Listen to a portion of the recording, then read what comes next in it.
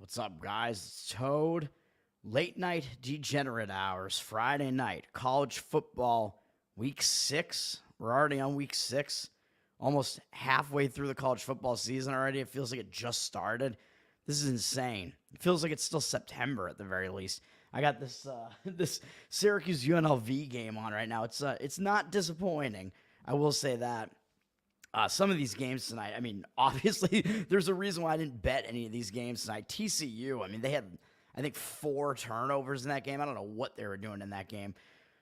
Let's jump into it, man. Let's talk about this card. I got 3 plays. I'm going to talk about a whole bunch of games, probably, though, just because I usually talk about, like, the biggest matchups, the top 25 matchups, but there are basically no games between 2 top 25 teams except one, technically, which is one that I will talk about, and I think 2 of my plays are actually on those games. No, one of them is. I only have one game involving a top 25 ranked team out of my 3 plays. I did notice, though, out of my 3 plays, all 3 of them are on teams that are coming off buys, though. So we do have a little bit of an edge there. This is going to be a bye week, man. I might be swinging with some men. I mean, who knows what's going to happen this week. Let's get into the card now that you guys are in here. What's up, Nate? Yeah, I know.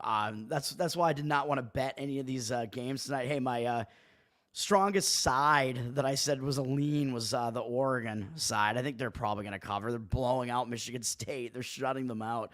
The rest of the games, I don't know, man. I think TCU's turnovers kind of contributed to that game not going over the total. I think if they had not done that, it probably would. It was like really close to going over the total, and it stayed under by like 2 points. All right, let's talk about this slate. I usually talk about a bunch of the big games. I'm going to be switching back and forth here, looking at the markets and stuff. You can already see which games I'm playing because I have the separate tabs up for them, but whatever. Let's see if I can even refresh my memory about what I was even going to say about some of these games. I mean, last week, you got UNLV. Nice. Minus 260. I was going to say, you had to have gotten him as an underdog, right? Yeah, that's the way to go, man. Live in-game betting. You see UNLV losing the game, but they're not actually playing that bad. Yeah, play them at the plus money there, man. Looks like it looks like Syracuse has the ball, though, in UNLV territory. Potential for them to tie the game here. I don't want to get too distracted with this game going on, even though this is the best game of the night, and it is one of the top 25 teams, I think. UNLV, I don't know how the rankings work, man. I think the rankings are kind of like, there are different sets of them, because I've seen UNLV ranked 25th. I've seen Texas A&M 25th. I don't know. Yeah, you're sweating. You're going to be sweating it out. All right. I'll start off, I guess, just by going through kind of like the way that I handicap the week. I kind of look at, well, what happened last week, right? Or last couple of weeks, like what is a team coming off of, basically? And that had me looking at 3 particular games, because I'm looking for letdown spots, right? And what do we think is like the biggest letdown spot? I already have it up on my screen right here, actually. Not intentionally, but well, Georgia is one of them, but Alabama is the other. So what's up, Charles? You finally got in alive, man. Hell yeah. Yeah, so Alabama, Georgia, that was a huge game last week. Everybody knows that was the big game of the week. It was College game day.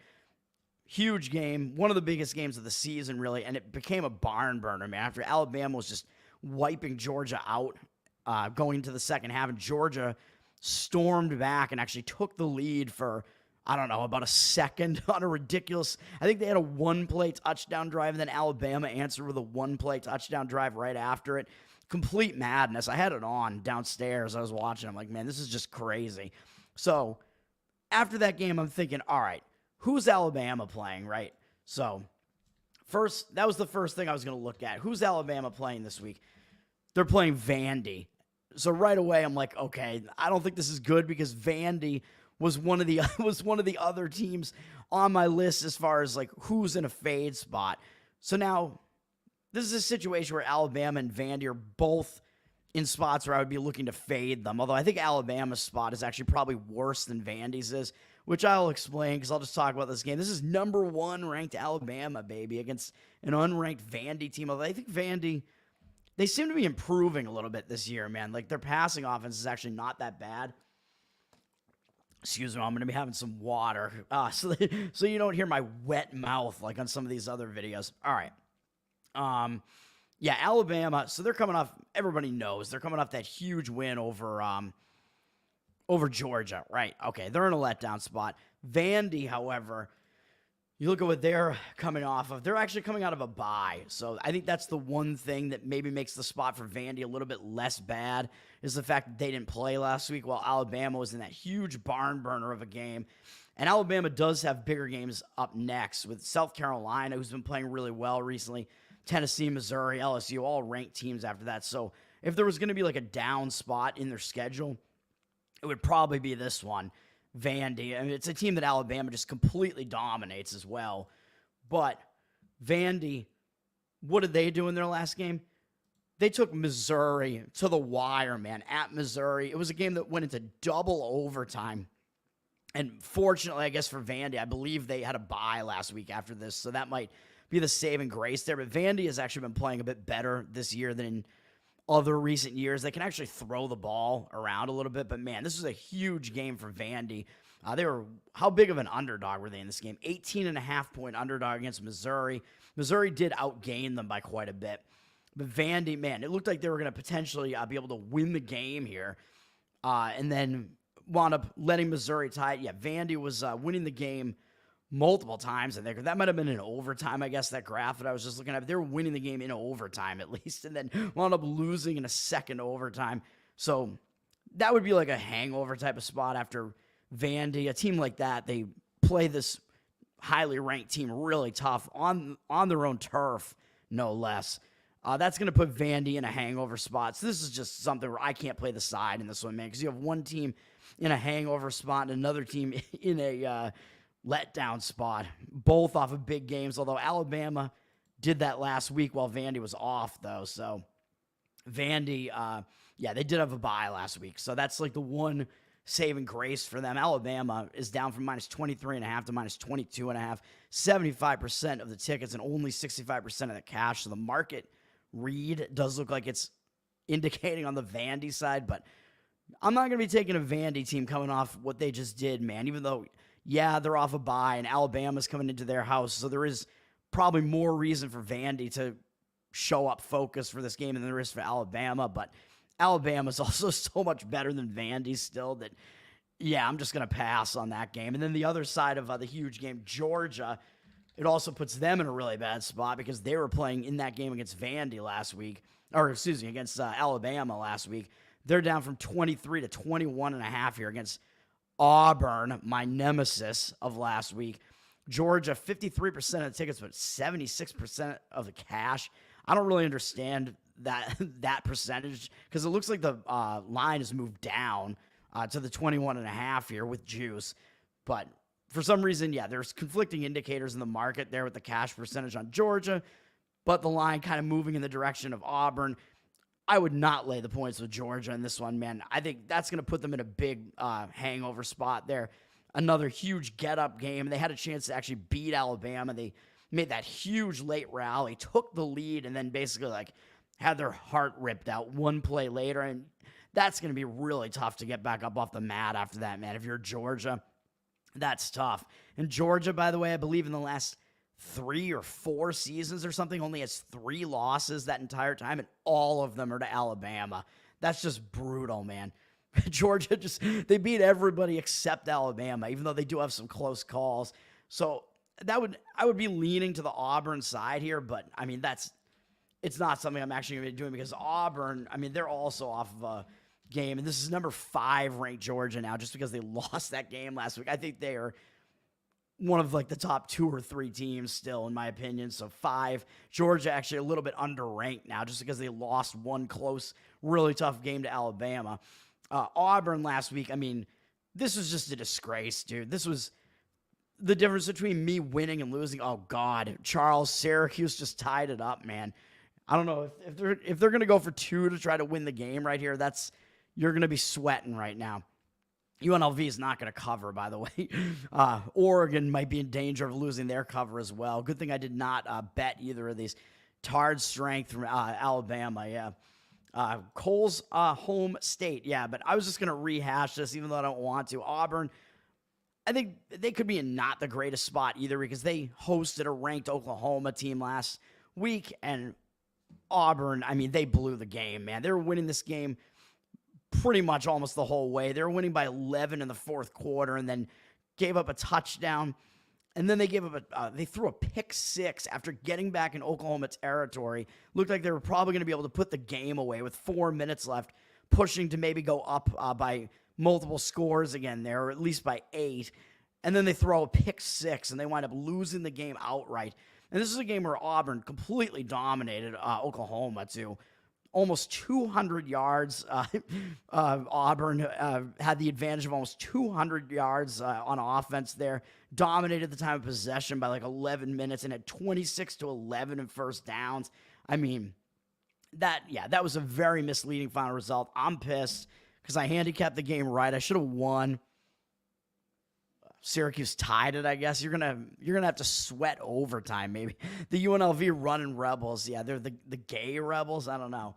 All right, what was I saying? I don't even know. But Auburn, I mean, they're not in the greatest spot either. Even though I do think this is a pretty heavy hangover spot for Georgia, and there is kind of a saying talking about college football where a lot of times a team can lose a game twice. I forget who came up with that saying, but that's basically, if a team, like, they haven't lost yet on the entire season, especially like Georgia, undefeated, then they have that huge game, huge effort, and they lose the game, it can really kind of carry over into the next game. So that's not a team that you want to be on, but I'm not going to be on either side of that game.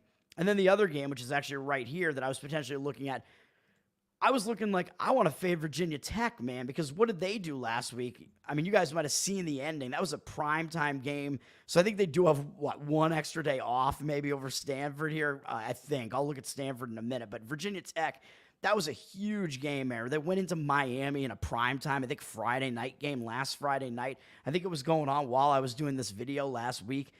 And Virginia Tech almost pulled off the upset of Miami, man. They had a game-winning touchdown called in the end zone that was then overturned, and it looked like there wasn't enough evidence to overturn it. I mean, I think the call was a difficult one to make. I mean, the question was the receiver down in the end zone with possession of it before the ball kind of rolled like out of his grasp? Close call, but I don't think there was enough evidence to overturn it. That plus, I'm not a fan of Miami, so I did not want them to win that game. But man, if you're Virginia Tech, losing that game like that is just crazy. I mean, you go all out. You almost beat a number 7 ranked Miami team who's an ACC foe like that. A team that's kind of, I think, been a better team than you have in the ACC of, over the recent years and really like in the history of the program, especially. But coming off of that, you got to think Virginia Tech's got to be in a hangover spot. And they have to go all the way cross country, but at least, luckily for them, they do have that extra day off, and they are playing an afternoon game, because if this was a late night game, it could really mess with your biological clock, man. You know that I always talk about these East Coast teams when they go out west for a late night game. Hint, by the way, I will be on one of those games. And it's a team I'm talking about right now, actually. I will be going against that particular team in a spot like that. But Virginia Tech, at least they get an afternoon game, so it's not going to feel like a really late game as far as their like East Coast tuned biological clock is concerned. But still, I think that's going to be a tough spot, man. Nonetheless, 2 straight road games off of that near win. Not only a near win, but it was called a game-winning touchdown and then called back. I mean, it doesn't get any closer to pulling off that upset, really. And they might still be thinking that they actually won that game. So their mindset, I think, is questionable. So I was like, I want to go against Virginia Tech this week. Problem is, Stanford. Actually, is Stanford coming out of a bye? I don't know. No, they're not. They played last week because they've played fewer games than some teams. So I think they did have a bye at some point mixed in there. Stanford, they're coming off a big game as well, although it wasn't that close. They got blown out by Clemson, who, by the way, I know I was making fun of Clemson on this channel because Dabo Swinney, he does not hit the transfer portal. He doesn't do any of the transfers. But Clemson, I mean, they've been turning it on recently. They've been doing it against some subpar opponents, though, I will say, which maybe I'll talk about Clemson's game in a minute as well, or later on in the show as I go through like all these games I actually want to talk about. Stanford, man, I mean, they got their asses kicked by Clemson in that game, though, so I think that's a little bit less of a That's going to put them in less of a bad spot, I think, than Virginia Tech, but still a big game that you get up for. It was a second straight road game. And now they're also having to fly back to the Pacific Coast after spending 2 straight weeks on the East Coast. So I don't know if they went like back to the West Coast in between those two, or if they just stayed out east. I don't know what they did, but it's not a good travel spot for either of these teams. So interestingly, this is an ACC matchup, and both teams are having to travel East Coast to West Coast for this game in the span of a week. It's just ridiculous. And Stanford does have a big game against Notre Dame up next, which is next week. That is a rivalry game, I believe, an annual rivalry between Stanford and Notre Dame. So that's a big game too. So does that mean Stanford might be in a bit of a look-ahead spot here? Maybe even a sandwich spot? Yeah, I mean, potentially. So both of those teams are in bad spots as far as I'm concerned. So I'm not going to be doing anything with that game, but Stanford is really getting disrespected in the market. Virginia Tech up from 6 to 7.5 on the road as a road favorite. 71% of the tickets and 73% of the cash on the Stanford side. To me, it does look like Stanford is a public home underdog, though, which is something that it's very rare. I talk about the fact that public underdogs in general are rare, but a public home underdog, that's pretty wild. So, I guess that would force me to lean to the Virginia Tech side just because it looks like the market is kind of indicating on it, driving them up. But obviously, you've lost the value on that too, as it's crossed through the 7 up to 7.5, which also, that's a big move, man, in football. If it moves through a key number like that, that does mean that there's got to be some respected money on that side that's pushing that number in that direction. But the situation, I think, is bad for both teams, so I'm not doing it. Nate, yeah, what do I think of Duke plus 10? You'll find out about that later in the show. Duke has a great lacrosse program. They don't rape anybody, so I don't know if you consider that to be good or bad. It depends on your thoughts on that situation. Yeah, you can see the Atlantic Ocean from Palo Alto. Yeah, if you're high as hell, probably you can. All right, what else? I was going to talk about a bunch of these other games here. Missouri, Texas A&M, let's talk about that one, because that's the only game that's actually technically a top 25 versus a top 25. This one has messed with my head a little bit. This is number 9 Missouri against number 25 Texas A&M. Missouri, Texas A&M is actually the favorite, sitting at 2.5. It looks like it's gone up a little bit. Missouri is a dreaded public underdog. 66% of the tickets and only 64% of the cash on Missouri. So this is one of those situations where you have a lesser-ranked team and an almost unranked team in Texas A&M who's a home favorite. Something I've talked about. I talked about it last week on the show. I mentioned that it was something that worked really well in basketball this past season was when you took like an unranked home favorite against a ranked road opponent, because the public is going to be looking at the rankings and think, oh, Missouri, yeah, they're ranked number 9. Texas A&M is only 25, so Missouri's the better team, right? How am I getting points with Missouri? So I think that's, the books are kind of telling you something, lining Texas A&M as the favorite. But as far as the spot is concerned, it makes me not want to play either side in this one. I think the spot is actually not horrible for Missouri. Like, if Missouri was in a bad spot, I would be lining up on Texas A&M here, man, because the market looks like it is indicating on Texas A&M. It's one of those spots, man, where you get the lesser-ranked team as a favorite, and it's a suspect line. Like, the public's going to be confused by a line like that and perceive value, like, based on what usually would be the wrong side. But I don't even know which way I would say that I lean in this game at this point, because I was saying that I lean Missouri with my first look at this, but the market read is certainly not on Missouri. It's certainly against it, reading the market. But Missouri, I mean, I think it's mostly because they haven't really done anything impressive yet. I mean, they crushed 2 opponents that they just completely overwhelmed. One of them an FCS team, Murray State. Is John Morant on their football team? I don't know. Is he in jail right now? I don't know where that guy is.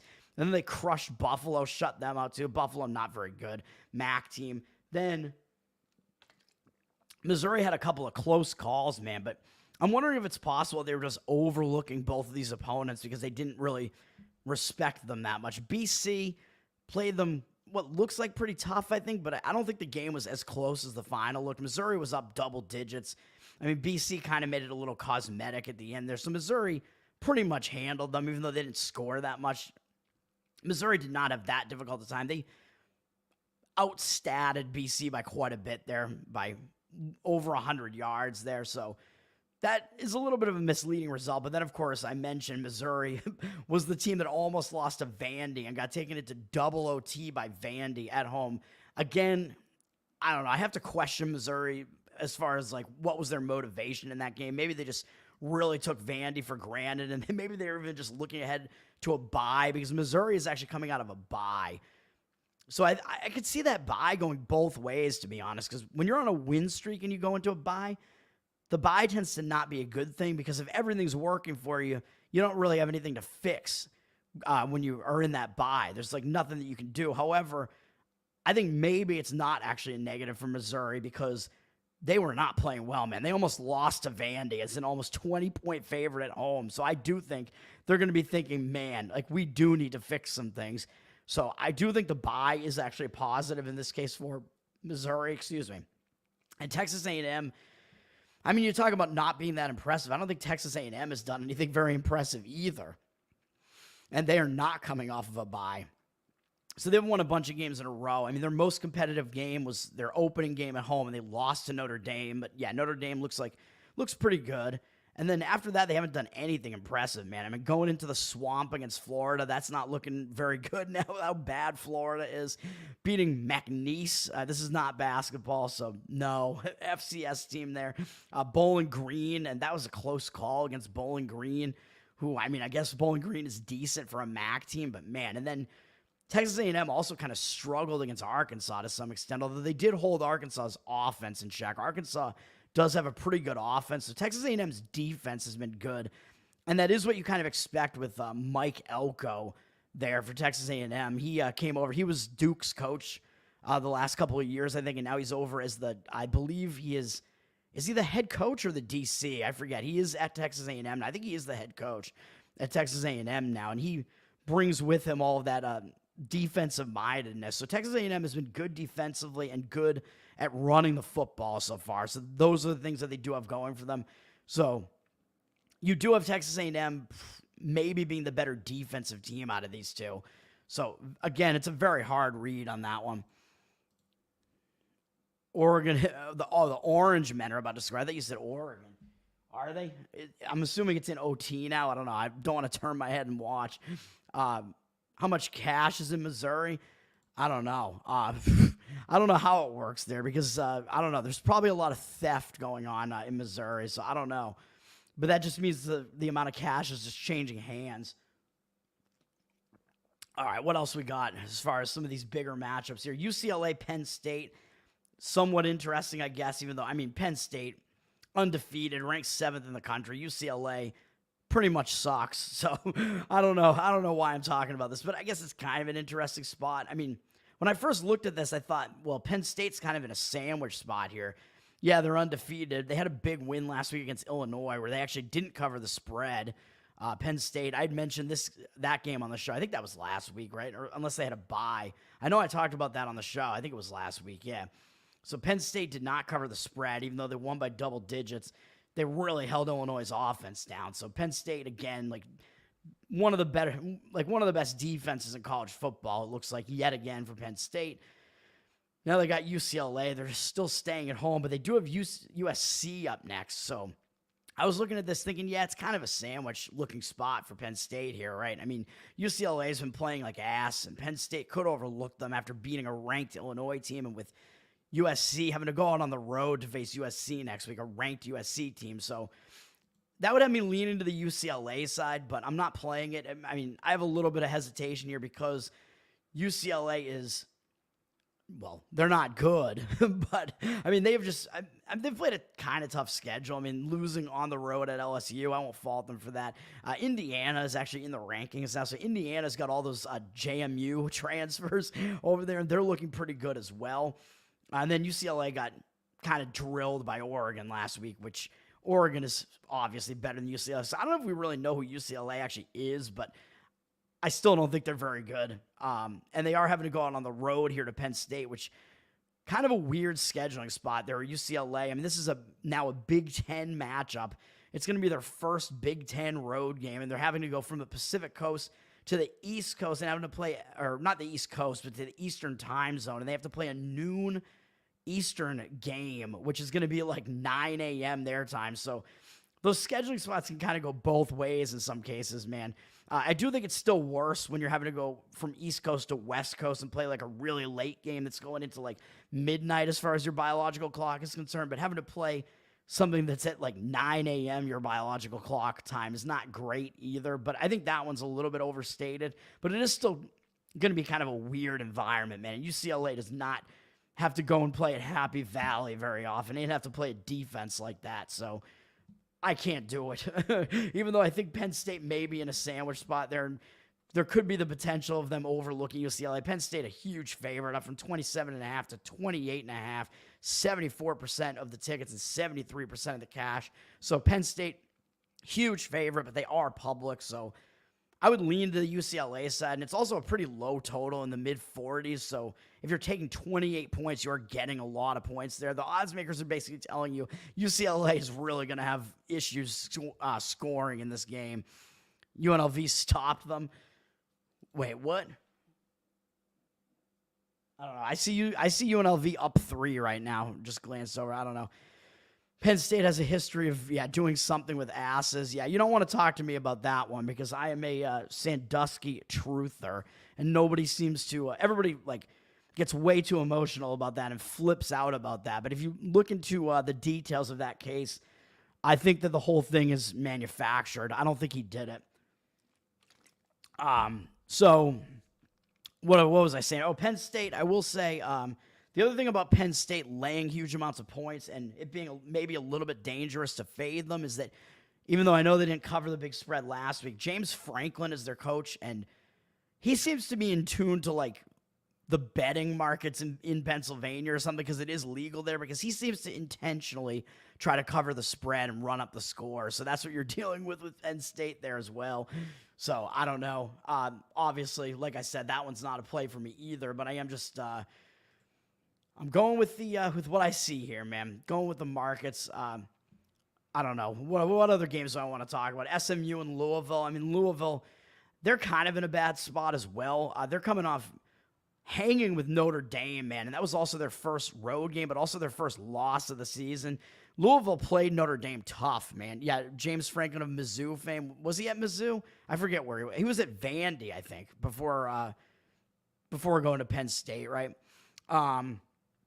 Yeah, so Louisville, they played a really big game and a tough game, and they hung with Notre Dame more than I thought they would. I mentioned I liked Notre Dame to cover last week, and they did, barely. But I think that game was tied pretty late in the game. So Louisville played a good game there. Louisville looking like they're a pretty decent team here. Now after that big game, they have SMU coming into their house, which SMU, this is an out-of-conference game, I think. SMU, oh, no, it isn't. It's ACC. I'm so messed up by what these conference alignments are, man. This is actually, yeah, maybe it's a good thing I'm not fading Louisville here because this is actually an ACC game now, and SMU has been playing pretty well, so maybe they won't actually overlook SMU because I was looking, I'm like, oh, they have ACC opponent Virginia up next, and Virginia isn't that bad either, I don't think. They have a lot of returning starters. They're looking pretty decent so far, too.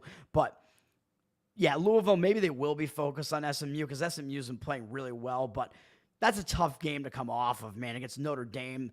Hanging with Notre Dame like that at South Bend. I think Louisville could be in a little bit of a hangover type of spot there. And SMU, I mean, they've been playing really well. So they're not really a team that I necessarily want to jump on, though, after they put up this many points in their last 2 games.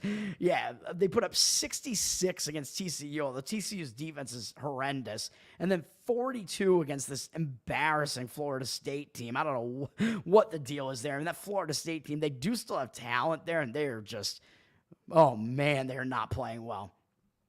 SMU, though, I mean, after they're putting up, 108 points of offense over 2 games, they're not exactly a team that I would want to play on, that I think you would be finding much value on, even though they are the unranked team here. Louisville is the ranked team. But SMU, this is also their first road game since week 0 when they went to Nevada as a 24.5-point favorite and almost lost the game. So their track record on the road so far is not exactly good, and Louisville is going to be an unfamiliar environment for them. This is going to be their first road ACC game as a new member of the ACC. which also means Louisville might have that like aspect about them where maybe we want to defend our home turf. So interesting matchup there. Louisville's down from 7 to 6.5 with juice. 51% of the tickets, but 63% of the cash. So hard to read the side on that one, man, because that is an interesting move that it moved below the 7, which is a key number. So that's not like a ridiculously small move there, even though it is 6.5 with juice. So actually, maybe it's not that huge, but it does look like more of the cash percentages on Louisville, and that's kind of a cash percentage that I would kind of read as Louisville actually getting some of the action there. So hard to read on that one. Interesting game. Iowa, Ohio State, man. I mean, this could be an interesting one. This is a good Big Ten battle, man. Iowa's a really good defensive team. The problem is their offense is not that good. Although last year their offense basically just couldn't score at all last year, and at least that's not the case this year. It looks like Iowa can run the ball better than they could last year. I mean, they're the type of team I like, where they play really good defense and they run the ball, but their passing attack is really bad, and I don't know if their offense is going to be good enough to hang with Ohio State. This line is not huge, down from 20 to 18, so Ohio State is very public, and it does look like they have a lot less of the cash, and the line has dropped on them, so it does look like market indicators indicating that there has been some money moving that line towards Iowa. And it is a low total as well, in the mid-40s, and most Iowa games are going to be pretty low total.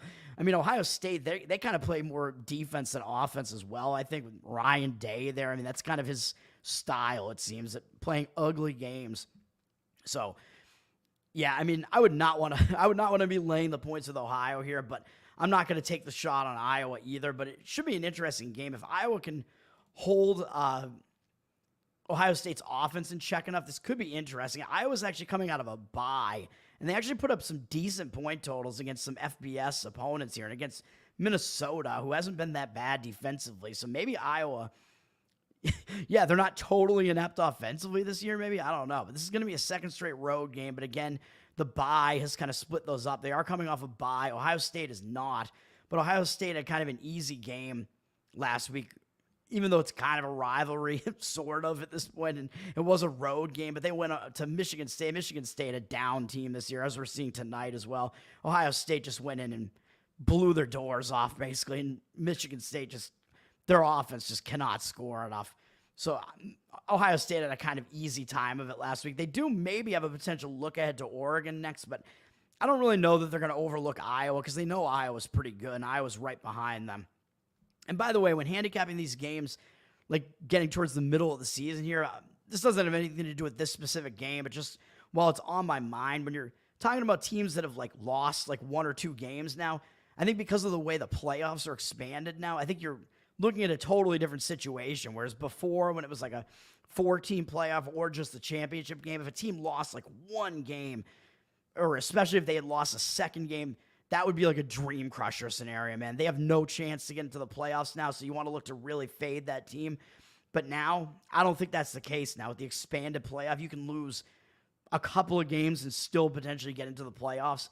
So the dream crusher scenario is still probably going to be a thing, but it's going to be like pushed off, and it's going to happen like later in the season probably for a lot of these teams. So week 6 now, I don't think we're going to really have teams in like a dream crusher scenario yet.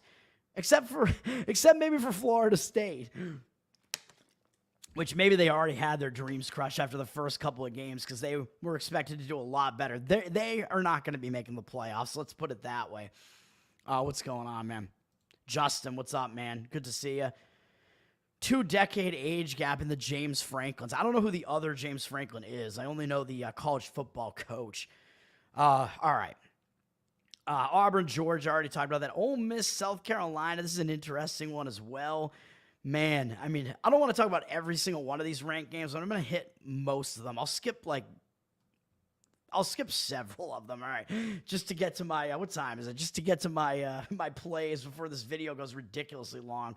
We're at a half hour here, all right. But this was one that I was eyeing, potentially playing South Carolina on this one, because this is one of those scenarios where it's, I think, potentially a lose the game twice scenario for Mississippi here.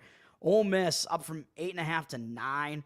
They do have 52% of the cash on them, it looks like right now, with the line having moved up on them, but I'm not sure that this market that's really a strong signal because that percentage is pretty close to 50-50 with 52% of the tickets looking like it's on South Carolina right now. I'm not sure that's going to wind up being the case. I would be surprised if by the time this game happens tomorrow, if we don't see that the public percentage is actually on the Ole Miss side, because why not? I mean, they're ranked. South Carolina, I think, is still kind of flying under the radar. I mean, they're still unranked, and Ole Miss was one of the top, like, several ranked teams before they finally lost a game. They really have not played anybody good so far, but they were just blowing out everybody. So Ole Miss, I mean, I do think they're a good team, but they finally ran into some competition. This Kentucky team has actually been playing pretty good defense. That Kentucky team, yeah, like shut down Georgia, basically came within 1 point of Georgia and then beat Ole Miss. After Ole Miss was putting up all of those point totals and Kentucky did that to them, that's crazy, dude. And by the way, Kentucky, that was a spot where I'm like, man, Kentucky just pulled off the upset of Ole Miss. Like, I don't know what they were. Like, they were a huge underdog in this game, I assume, right? Let me see, 15.5. Yeah, Kentucky, I was going to say, like, Kentucky is in an absolute fade spot after upsetting Ole Miss. And I looked at the schedule, and Kentucky's got a bye this week, so they're not playing. I'm like, come on, man. So all these teams that are looking like they're in letdowns, hangovers, whatever, and you can't play against them, man. Yeah, skip the mattress. That's a good one, man. That's multiple Tower Gang references all at once there. The mattress, the skipping the pussy, I like it. That's, man, those are some deep cuts there. Ole Miss, I could see this going both ways, man, because when you have a team that's really highly ranked and they lose that first game after they've been blowing everybody out, that can kind of be a setback to them, and it can kind of hang them over into the next game a little bit. But I could see it also going the other way, potentially, where Ole Miss might consider that to be kind of an embarrassing loss because they were such a big favorite in that game, and they might actually consider this to be a bounce-back spot. I don't know, but they do have ranked LSU up next and then OU or Oklahoma after that, so I don't know. But the way South Carolina's been playing, maybe they won't actually overlook them. South Carolina is actually ahead of them in the conference standings because that was Ole Miss's only SEC game so far, and South Carolina's already played 2 and went 1-2 in them. South Carolina, I mean, this is just such a weird handicap, man, because you also coming into play here is what I kind of call like the transitive handicapping. A lot of times what you'll see is the public will come in and they'll look at a common opponent that these two teams have, in this case Kentucky, and they'll say, well, wait a minute. South Carolina absolutely destroyed Kentucky, and Kentucky just beat Ole Miss. So you're telling me that Ole Miss is laying like 9 points to South Carolina, but South Carolina crushed Kentucky, who beat Ole Miss. So doesn't that mean that South Carolina should be able to at least play a close game against Ole Miss? So that factor might be coming into play here and maybe kind of skewing the public's opinion a little bit because they're looking at that common opponent there. A lot of times you can find situations, man, where you have a common opponent like that, and if Team A beat Team B and Team B also beat Team C, and now Team A is playing Team C, the public is like, oh, well, Team A is going to easily beat Team C. But if you look at the line, and the line is indicating that that's not the case at all, you can go against the public in those cases too. But in this case, I don't know what's going on, man, because in this case you have Ole Miss being the much higher-ranked team. Man, this is just a crazy handicap in this one. And South Carolina actually has a little bit of an added advantage as well of the fact that they had a bye last week and really maybe kind of almost had 2 byes in a row because they destroyed Akron going into that bye. But because they were playing well, sort of, beating Akron, who cares though, but still a huge, like a blowout win there going into a bye. Maybe that bye would actually kind of hurt South Carolina's momentum a little bit. I don't know. But South Carolina, I mean, they look like a decent team this year. So, yeah, again, that one's a difficult handicap there, man. My lean was with South Carolina initially, and I think I do still lean that way slightly. But, man, that one's a difficult handicap as well. Let me see. Clemson, Florida State. Yeah, why not? Clemson, I mean, this is a weird one, man. I mean, Clemson, we still don't really know who they are, but they've been putting up a lot of high point totals. So they got annihilated by Georgia in week 1, and I was saying, man, it's Dabo Swinney again, not going for the transfers. Clemson's not as good as they were for that stretch of time where they were a real contender, which, yeah, I still don't think they are. And they haven't really played anybody very good yet, even though they did face 2 ACC opponents, but NC State and Stanford, who I don't think either of them are doing that well. So I don't know if we can really, I don't know what we can really take away from all that. And they did crush Appalachian State, who App State's not that bad a team. Like, they've been a pretty good program in recent years, making bowls, like, basically perennially, like, every year. But App State, they might be a little bit down this year. I don't know. But Clemson just absolutely woodshedded them in that game. Clemson putting up massive point totals, 66, 59, 40. So, man, they look good, and that's vaulted them up into the rankings to the point where they're ranked 15. But we're looking at week 6 here, and they still have not played a road game yet. This is their first true road game going to Florida State, and they might be looking at Florida State and thinking this is going to be a cakewalk because Florida State's been so bad this year. I could see that being the case, man, with Clemson.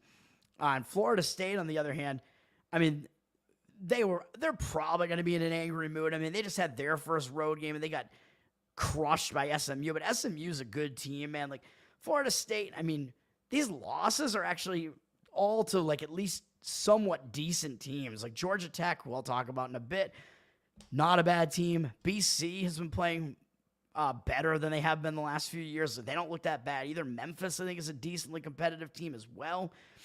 They beat Cal, who I'll talk about later as well. As I mentioned, Cal, I don't think it's that bad either. Florida State, yeah, I mean, they suck, but they also have not really had an easy schedule. But this last one, I mean, this is their most embarrassing loss so far, even though SMU is good. But to lose 42-16, I mean, that's just ugly. So even though, yeah, I mentioned Florida State, they're probably in a dream crusher, but I think they were in a dream crusher, like, basically after they lost 2 games almost, because at that point it was, like, pretty apparent, like, this team is not going to be going anywhere this year. So at this point, Florida State, I mean, they really don't have a whole lot left to play for. They know they're not going to the playoffs, but if they're going to get up for some game, it's going to be a home game against Clemson, right? When they're hosting a ranked team who's considered to be one of those, like, contending teams basically every year, and Clemson has been basically completely showing up Florida State this year. I think that could motivate Florida State a little bit, and man, the line in this game is really unbelievable. Clemson is up from 14-15 as a road favorite, and they're insanely public. 89% of the tickets and cash on them, so man, if you wanted to take a shot with Florida State, I think you're getting value taking the points with Florida State in that one. And it's a fairly low total to it, 46.5.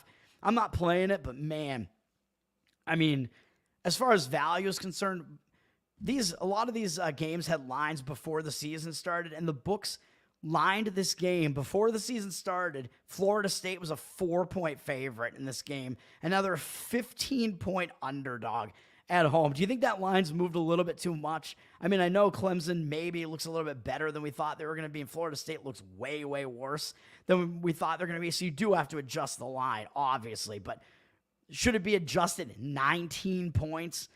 Probably not. That's probably an overreaction. So, I mean, you're playing on a very anti-public home underdog in Florida State. If you do want that side, that would be the only way that I would look in that game, to take the points with Florida State there. I mean, you at least know you're getting value with that line being so out of control there. SMU, yeah, the Pony Express. I haven't watched that documentary yet. What were they doing? They were, I don't know, some sort of, like, recruiting violations or something. It doesn't sound like an interesting topic, but I like sports documentaries because I'm an old man now who's been obsessed with sports my whole life, so a lot of sports documentaries for me, but I haven't watched that one yet. I will watch it at some point on Netflix, I think, the Untold series. Down with the hurricane damage. What do you mean? The App State, you mean? Yeah, I mean, App State got really nailed with some, yeah, I mean, they got nailed by that hurricane, man, in Boone, North Carolina.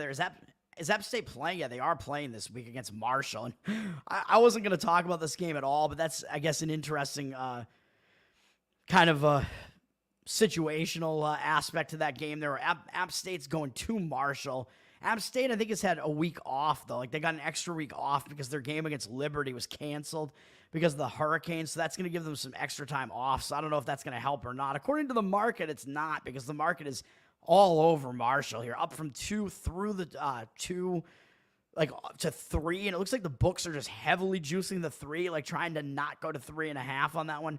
That's a pretty significant move on Marshall, with 73% of the cash on them and 76% of the tickets over on the other side on App State. So I looked at this game and I really didn't see that much of a situation, other than is the hurricane scenario going to distract App State? I don't know, because I could see it going both ways, and I could see it motivating them to play, especially if they get to go out on the road and they get to play a game again, and it'll be their first game since that happened. I could see that going both ways, but the market read is very heavily on Marshall. But as far as the way that I look at these games, I don't really see anything like situationally there to really come in and do anything with that game. Tennessee at Arkansas. Tennessee's ranked 4th in the country now. They're coming out of a bye. Going into the bye, they'd won every single game, and they beat Oklahoma, although their offense was held in check when they faced a good defense finally in Oklahoma. But Tennessee did go into a bye on a hot streak, man. I mean, they were basically doing everything right. So it's a situation where you're playing a second straight road game, although I know there was a bye in there. But what are you going to fix in that bye? Like I said, if you have won every game so far this season, you've won most of them pretty decisively, there's nothing that you can really do in that bye to say, we have these things we need to fix. Even that Oklahoma game wasn't actually that close, even though I leaned to the Oklahoma side in that one because I thought Oklahoma's defense would hold Tennessee down enough, and they almost did. But Tennessee was winning that game like 25-8 or 9 or whatever it was pretty late in the game. So they've had an easy go of it so far. I don't know if they're going to be looking ahead to Florida at this point now, with Florida being like quite down this year. So I don't know. Like if they had Alabama up next, you'd be looking at like potentially a sandwich spot that Tennessee is in here. But in this case, I don't know. I mean, I still would not want to lay the points on the road with Tennessee here. They're definitely a home favorite in this one, or a road favorite, in this one. But I would not want to do it. Arkansas was not off last week. They played against Texas A&M, and they hung close against Texas A&M, but Arkansas's offense have been doing a lot of good things so far, and they finally got held in check a bit, although there were a lot of turnovers in the Auburn game, and then Texas A&M, good defense, as I mentioned, held them down a little bit as well. So hard for me to read on the Arkansas side, but I mean, when you have Tennessee coming into your house, I think you're going to probably want to show up and be motivated, and it's going to be more of a situation where it's like, is Arkansas good enough to hang with Tennessee? Tennessee up from 13 to 13.5 with juice, 76% of the tickets. So, of course, they're going to be public. Public loves those high-flying offenses. They love the higher-ranked teams. Tennessee's done nothing wrong yet, and I think they've covered every game as well. We've been covering huge, like 40-point spreads in a couple of those games, but against very weak opponents, obviously. And 79% of the cash also on Tennessee. So I don't know. I mean, you're not going to find me laying that many points on the road. Tennessee, they do have an aspect to what they do with their coaching where they tend to do better in first halves of games, and then although we haven't seen them really let up this year so far, though, in the second half, but it has been, I forget what their coach's name is, but it has been a thing with him where they tend to really outscore opponents in the first half and get off to a hot start and play better in the first half than in the second half. But take from that what you will. I'm not going to be jumping in on that game. And you know that I don't like laying public road favorites. Michigan, Washington. This is a big game. By the way, which one of these games is the college game day game this week? I don't even know which game it is, man. I usually identify it and call it out, but is it Missouri, Texas A&M? I have no idea, to be honest. Because none of these games like jump out at me as being like, yeah, man, this is the biggest game of the week. This is going to be the college game day game. I have no clue. I guess I'll figure out tomorrow, or one of you can comment in the chat. Michigan, Washington. This is a big game just because it is. Well, first of all, this is now a Big Ten matchup, which is ridiculous to think about.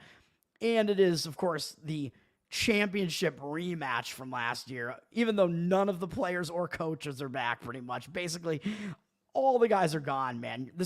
You have no J.J. McCarthy, no Michael Penix Jr., no Rome Odunze, no whoever the hell Michigan had, the other guys they had on their team, no Jim Harbaugh, no Steve DeBoer, is that his name? Whatever his name is. All of them no longer at these respective teams here. So just comes down to trying to handicap what these teams are doing this year. And do we think it is still going to be a revenge motivation for Washington?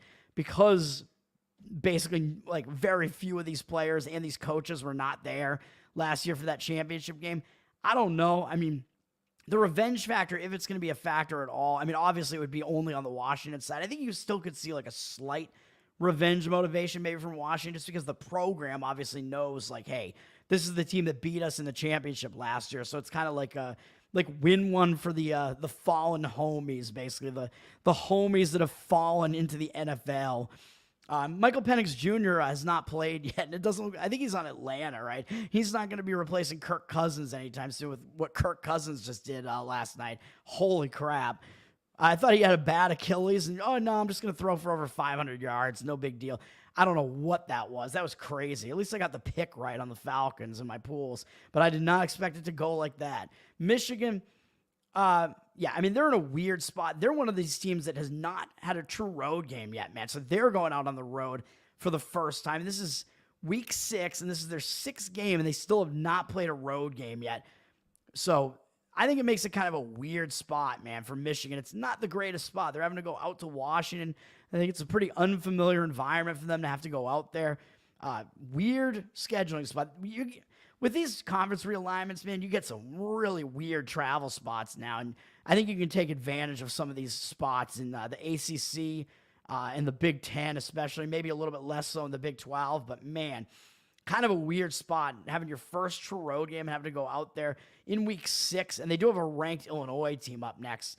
I don't know how much really they're going to pay attention to Washington, who hasn't looked that great so far. Michigan is coming off a scare, though, which I was on Minnesota last week because I thought that was a sandwich spot because they were coming off basically their legitimizer game of the season, beating USC when everybody had been down on Michigan until that point, and they pulled off a big win. I thought they were going to have a little bit of a setback. Minnesota had to come in the back door in that one to get me that cover there, but they were able to do it. It was a low-scoring game. So Michigan is coming off a scare as a double-digit home favorite there, so will that shock them into a little bit of focus? Maybe, which is kind of the reason why I'm staying off it. If this is a letdown spot for Michigan and they're having to travel out to Washington, yeah, I mean, I'd probably be looking to the Washington side. I still lean to the Washington side because this is one of those games, man, where you have a situation where you have an unranked home team that's a favorite against the ranked road opponent, man. So this is one of those situations. So it's one of those situations where the public's likely to come in on the road underdog there, who's the ranked team, Michigan. I mean, they're ranked 10 and Washington's unranked. People are now not on the Michigan hate bandwagon anymore. After Michigan's won a couple of games, beating USC, they're back on the Michigan train, at least to the extent where they will play them over Washington. 56% of the tickets and only 54% of the cash on the road underdog in Michigan there. So as far as what the market is indicating to me, yeah, I mean, I'm going to tend to lean to the Washington side in this one. That is the side that I like in this one. You'd be fading the public. It does look like more of the cash is on Washington than on Michigan, even though the line has gone down from 2 to 1.5. I mean, that's not much of a move at all. 1.5 with juice. So I do like the Washington side in this one, and maybe a little bit of that extra revenge motivation will come into play. Maybe. But Washington's also coming off an ugly kind of loss against Rutgers, which I think this is also why the public wants nothing to do with them. I mean, they've played ugly so far this season. In their 2 most difficult games, they lost both of them to Washington State, which was the Apple Cup. But, of course, that was a game where Washington State was going to be highly motivated and step it up to try to beat what's considered to be their bigger brother, really, in Washington. And it was a misleading final result, which I pointed out on the show before. Washington actually outgained Washington State in that game. So a little bit misleading there. Washington, in some aspects, kind of outplayed them. Then nobody's going to care that they beat Northwestern, who seems to be taking a step back again this year, especially their offense can't do anything. Really, really putrid offense in Northwestern. And then Washington had all these ugly low-scoring games on prime time where everybody saw it, and they lost to Rutgers. But I pointed out that I thought there was kind of a big look-ahead spot in that one for Washington because they had this big potential revenge game on deck. I thought they were going to be looking ahead to Michigan.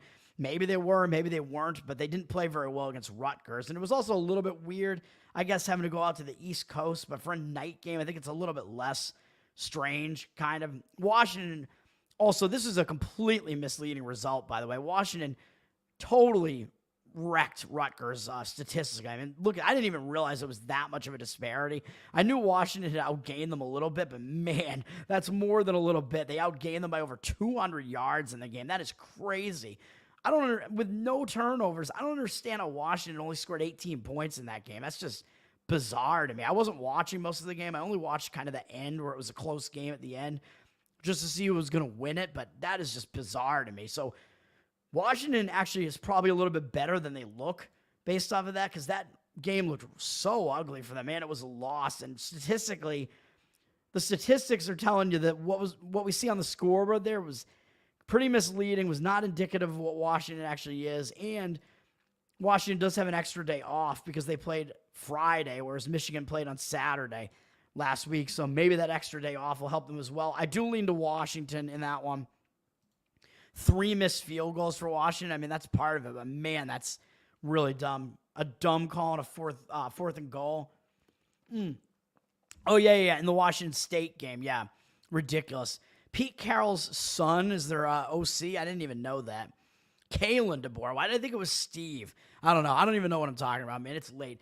He looks like a Steve to me, all right? And yeah, I mean, yeah, Washington, I mean, what can you do? I mean, that was just horrific red zone offense then on the part of Washington, if that's what happened. Rutgers does play defense pretty well, but I mean, that's ridiculous. I mean, Rutgers' defense apparently wasn't even good in that game, but they didn't break, I guess, and they held tight in the red zone, even though they gave up tons and tons of yards, I guess, in the middle of the field. But, man, yeah, all right. I like Washington in that one. Wow, we're already in an hour. I only have 3 actual plays. I'm going to get to them in a minute after I talk about USC, Minnesota, and then I'll go to my plays, I guess. USC, I mean, this is kind of a weird spot. This is just one of those weird new Big Ten spots, man. USC having to travel to an unfamiliar venue in Minnesota, which is really just kind of what this handicap is kind of about in this one. USC, they are coming off of beating Wisconsin, but I don't know if Wisconsin is really that good. I mean, they've been down for a couple of years now. They are not that Wisconsin team that we remember from not too long ago. Having to go out on the road to Minnesota, a little bit of an odd situation there. And they do have a big ranked opponent in Penn State coming up next week, coming into their house. So is that going to be a little bit of a look ahead? Maybe, even though they are probably looking at what Minnesota did to Michigan last week and thinking, well, Minnesota played Michigan pretty tough. Both of these, this is actually kind of weird that both of these teams actually lost to Michigan at Michigan by 3, right? Minnesota and USC both lost at Michigan by 3 points. So the public is probably just going to, if they look at that fact, they're probably just going to negate that and be like, well, yeah, that doesn't really matter, right? USC is ranked, so they're still the better team. I mean, they are, but I think this is just kind of a weird spot for them to have to go out to Minnesota like this. But Minnesota, they're not a team I want to play on after they kind of played Michigan pretty tough. Kind of a big game there. Minnesota was coming out of a bye, I believe. Or were they? No. I think, no, because Iowa had a bye last week. I think I mentioned that earlier tonight. Yeah, so that wasn't a bye for Minnesota. But that was their first road game, and it was a pretty big effort from Minnesota to hang in that game against the returning champs in Michigan. So Minnesota, I mean, I don't think they'll be unfocused with a big ranked USC team coming into their house, but Minnesota, I mean, they might be in a little bit of a tough spot. They're having to step up 2 weeks in a row against big opponents. It's going to be like a situation where does Minnesota have enough in the tank to do that? The market read does say to lean with taking the points on Minnesota, with USC down from 8.5 to 8. Public with 70% of the tickets and only 64% of the cash. So USC does look like one of those pretty stereotypical public road favorites there, which is what you'd expect with them being the ranked team against a team that the public is not going to put much stock in because they can't score very much. Minnesota, the total has gone down quite a bit from 52 to 47.5. That's a pretty significant move on the total. Looks like for some reason 94% of tickets look like they're on the under. Maybe that's not the public really coming in on the under. You have to kind of try to figure out, like, when is the public actually coming in and playing these as well? Like, looking at this ticket percentage, like, how public is that team really? Because, like, throughout most of the week, you're actually getting mostly professional betting action. And then, like, later in the week, the public starts coming in, probably at, the start of the weekend. So, like, Friday into Friday night, you probably see some of the public coming in, and then a huge influx of the public coming in on game day, like, before the games start. They tend to bet right on game day. So you got to kind of gauge that as well. So total here, I don't know. The fact that 94% of the tickets still could mean that there is a lot of professional money still coming in. There was 64% of the cash on the under, and that's a significant move to the under. But reason I'm mentioning that is if you're expecting a low-scoring game, you're getting more value in taking the points. And USC's offense under Miller Moss is at the helm now, quarterback there, now that Caleb Williams is gone. Their offense doesn't look like it's as prolific this year at the very least. USC got a big favor. Not having to play Wisconsin or Minnesota in cold weather. Yeah, that's true. Both of those teams play outside, which I want to see more of that in the NFL, man. And the NFL is gravitating away from it with all these cold weather teams starting to play in like domes and stuff. Although Minnesota was like always playing in domes, the Minnesota Vikings, as far as I remember, but like the Chicago Bears are like getting a roofed stadium at some point now. Cozy live show. Thank you, man. Yeah, the hour flies by, man. You have to wait this long for my actual bets, even though I've basically told you what they are already. You can see them up on my screen. Just take some water here. I think I've had enough. All right, let's get to the actual bets here, which, like I said, you probably already know what they are. For one thing, because I've mentioned them. Two of them, the line has moved a little bit, but not through a key number yet. So the bet is essentially the same, and I will point that out when I get to them, but they're not the first one. I got three actual bets. The first one looks like it's going a little bit against the market, and the other two do not look like it is. The other two look like it's going with the market. This one looks like it's going against it, but I like the spot here for Southern Miss. And I'm going to be playing on three teams that are all coming out of buys, and they all went into the buy on a bad note, I'm pretty sure. So that's what we got going on here. Southern Miss plus 17 is the first play, and this line has actually gone up. Oh, it's actually right here on my screen. Louisiana Lafayette, or now just called Louisiana, the Ragin' Cajuns, have gone up from minus 14 with juice up to minus 17 with juice. So I'm not ignoring that that is a pretty key line move, but I am also not ignoring how public Louisiana is there. And when I talk about the situation, I think it's a bad spot for them, and it's a fade spot for them, man. But I'll just take the extra value there, man. If you're going to give me 17, looks like it's going up a little bit further. Maybe there'll be some 17.5s out there, even better than 17. Might be able to take that as well. I mean, if you're going to give me the extra value on a play that I like, yeah, I'll take it. 86% of the tickets also on Louisiana Lafayette. 90% of the cash, though, so the market indicators do seem like there is some substantial move driving that line up, but it's so public, and even though there is a really high cash percentage on it, it kind of makes me wonder, like, what's going on with this, because I don't really imagine that you're going to see a lot of professional bettors coming in and like laying those points on the road with Louisiana Lafayette, although sometimes with the professional bettors there are disagreements between the guys that like run like strictly off of numbers, basically, who may be saying, yeah, Southern Miss is just a terrible team, basically, and thinking that there's value with the laying the points on Louisiana Lafayette, and you have those guys versus guys like me who look at the situation more than anything else, like factoring in the human element, which I think is the better way to do it, because that's the stuff that is really hard to quantify. So it means that it's hard for the books to have to try to quantify that, which I think in some cases they've kind of learned and they try to do it, but it's still hard to do it. So I try to look for the situations where I think that the like human element is going to be the strongest, and that, you know, that might be at play. Like it might factor in the most, basically.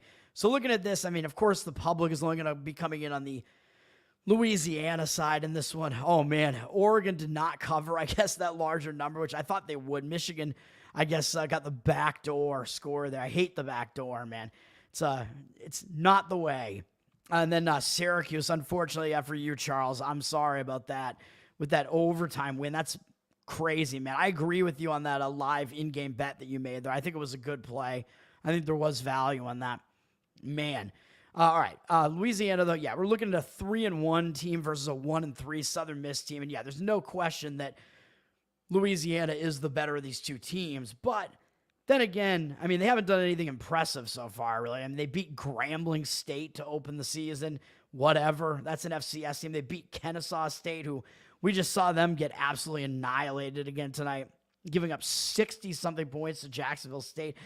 Didn't expect that, although I expected Jacksonville State to probably cover that spread tonight, but man, that was real bad. That Kennesaw State team, they're new to FBS, but they are really having some growing pains there, so I don't think that's an impressive win either. Then they lost to Tulane, which that's kind of interesting as well, because that's a game between two Louisiana schools, and it's like, it's an in-state rivalry kind of, and like which one of those is considered to be the little brother? I don't know. Probably Louisiana. The way that like this has gone recently, Tulane has actually been a little bit of a better team, I think, over the last couple of years. So Louisiana might have been playing the role of little brother there, and they still lost that game. Kind of brutal. I don't even know what the spread was in this game.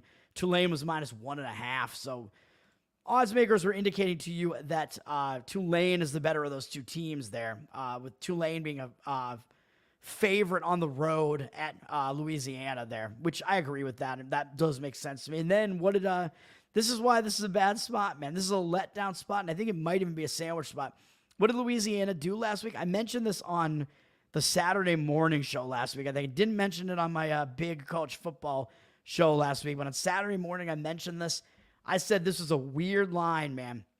Louisiana was only a 3.5-point underdog on the road at Wake Forest. So the odds makers are basically telling you in that game that Wake Forest and Louisiana are almost like even as far as the power rankings are concerned. And I was like, man, you got an ACC team against, where's Louisiana now? The Sun Belt? Yeah, I think they've been in the Sun Belt for a while. But you got an ACC team against a Sun Belt team, and it's 3.5. It just looked very suspicious. It looked way too easy to take Wake there. So I was saying that I leaned to the other side there, and I think Wake might have had it sandwiched in between two conference games too, which made it kind of even more weird. I think it was a bit of a sandwich spot for Wake, but that at least means as far as fading Louisiana coming into this game, it at least does mean that Louisiana was going into that Wake game with a lot of advantages in that game, it being a bad spot for Wake Forest. And Wake Forest, I mean, even though they're in the ACC, I don't think they're a very good team this year either. So just to, kind of say, hold your horses a little bit. Like, yeah, Louisiana did beat them, and it is a big game. It is a big win for them as far as, like, their program is concerned, because that's the only big conference opponent I think that they're facing all season. So that was a big game for them, man. And I guess it came down to late field goals in that game as far as who won the game. Louisiana, it says Louisiana made one and Wake Forest missed one. I did not see what happened in the end there, but, man. So the game was tied, yeah, in the final, minutes of the game there. Wake actually outgained Louisiana by 6 yards and did have one turn. So the scoreboard was pretty much representative of what happened in that game. It was a close game statistically. But Wake, I don't think is that good, and they were in a bad spot there. Now, you got a Louisiana team that's coming off of beating an ACC team, beating the only big conference team that they face all year. Big game for them, big win. They could be feeling a little bit high on themselves coming out of that, man. And they're having to stay on the road, basically, face a second straight road game, going to Southern Miss, who's just been sucking it up this year. They have not been good. Southern Miss only has one win on the season. Southern Miss, neither of these teams have actually played a conference game yet, so it's actually going to be the first conference game in the Sun Belt for both teams. But that means it's the conference home opener for Southern Miss, so maybe they'll have a little bit of extra kind of home field advantage built in for that a little bit. But how much can your home field really be at Southern Miss, who's just been terrible recently? I don't know. The days of Brett Favre are long gone, man. I think he played at Southern Miss. But yeah, Louisiana, I think they could overlook Southern Miss. It is a tough spot here, man. A letdown spot off that big game. Second straight road game, and they do have bigger opponents all slated up next, man. Like every one of these games that's coming up next is against a better opponent than Southern Miss, man. They got App State up next, who I mentioned maybe a little bit down this year. I don't think we know yet, but they've been one of the best teams in this conference the last few years. So App State, I mean, that's a good team. Or I think they've been in the Sun Belt for a while, right? App State has been good in whatever conference they've been in. And then they got Coastal Carolina coming up after that, and they're off to a good start. They've been a pretty good team recently. And then Texas State after that, they've been pretty good as well. Arkansas State also pretty competitive. So all these teams are actually better than Southern Miss. So if there's a down spot in Louisiana's schedule, it's got to be this one against Southern Miss, man, with bigger games for them surrounding it, basically. And as far as Southern Miss is concerned, yeah, they haven't been playing well, that's for sure. But they did lose to Kentucky, so, I mean, I think you can give them a pass on that. Kentucky's been playing well. Their only win was against an FCS team, so, yeah, I know, not very impressive, beating Southeastern Louisiana. Then they got wrecked by South Florida, who South Florida's looked fairly competitive in some of these games against some better teams, so I don't know if that's really that damning. And then getting absolutely crushed by Jacksonville State, Rich Rod, Jacksonville State. But Jacksonville State doesn't look like they're that bad of a team either. So, I don't know. Southern Miss is certainly not good. But how bad they are is being factored into this line, man. And they're coming out of a bye here. So I think that's a little bit of an edge. So whereas Louisiana, I think, is in a pretty bad spot here. Southern Miss, they're in a more positive spot. They're coming out of a bye, and they went into that bye off of those 2 losses, and it doesn't get much uglier than giving up 40-plus points in 2 straight games and losing 44-7 in your last game. That means you're going to go into that bye, and you're going to be trying to change some things, man. I think that's got to be the case there. When you're on a losing streak like that and you go into a bye, you tend to use that bye to fix some things. So I think that is going to be the case there for Southern Miss. So I like it as a positive spot there. I think the bye is going to help them out. I think Louisiana's in the negative spot there. So I'll take the hefty amount of points in that one, 17 or 17 and a half, whatever we can get on this one. I don't know what's going on with Southern Miss with their quarterback here, though. I guess maybe I should have been looking at that. I don't know. Because it looks like Roadmaker was in there. Is he their quarterback? It looked like he was in there for the first couple of games. And then I don't know what was going on. If he just was playing so poorly they took him out, or I don't know what's going on with them. But Southern Miss, they got issues at quarterback. But I think we know that. So I don't think it really matters who their quarterback is going to be, although I like Roadmaker's name a little bit more because it sounds like a piece of audio equipment. Let's bring the Roadmaker back in, man. So I don't know. I don't know who their quarterback is going to be, if it's him or White, or I don't even know who Crawford is, but whatever the case may be, I don't think it matters that much. This is a situational spot. I don't know if the personnel that Southern Mississippi has coming into this game has affected the line. I don't know if that's the reason for the line move. I don't really know, but again, I don't think it matters that much. I mean, it doesn't seem like there's much of a drop-off from quarterback to quarterback there with Southern Miss. So Southern Miss plus 17 is the first play there.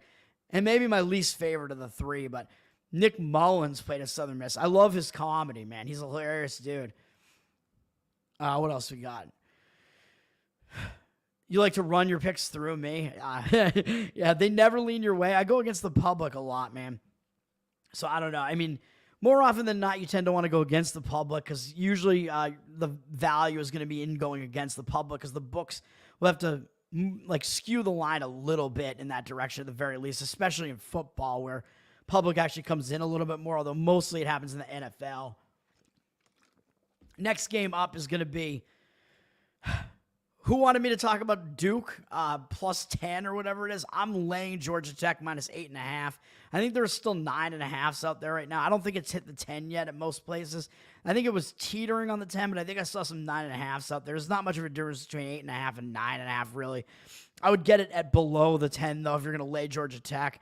So hopefully the value is still there on the Georgia Tech side because I don't think it's going to go back down, unfortunately, but I got 8.5, I think like about a day and a half ago or so.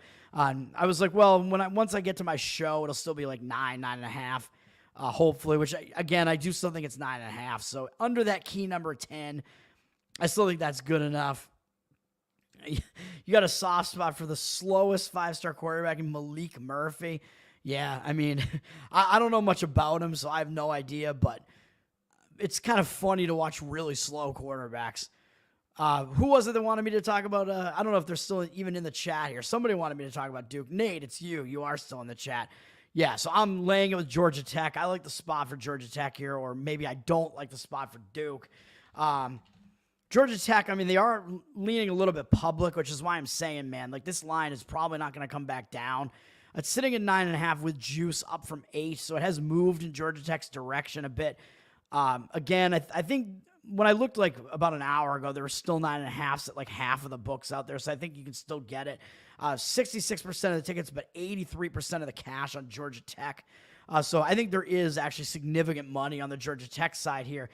And when I first looked at this, it kind of jumped out at me because it was one of those situations where it's like, wait a minute, what is going on with this line here? Because you have an undefeated Duke team, right? I believe so. Against Georgia Tech team. Oops, I brought it up in a new window. I don't know if that still shows. I think it doesn't because I'm just showing this window. Duke, yeah, you have an undefeated 5-0 Duke team against a 3-2 Georgia Tech team. Looking at this line, Georgia Tech's favored by 9.5 right now. Like, wait a minute, what gives here? Like, how is that possible that you have an undefeated team who's that much of an underdog? So I'm actually surprised that the public is even, that the majority of the tickets is even actually on the Georgia Tech side at all here because to me, it would look like the public to me would only be going one way here and being like a 5-0 team against a 3-2 team getting a bunch of points.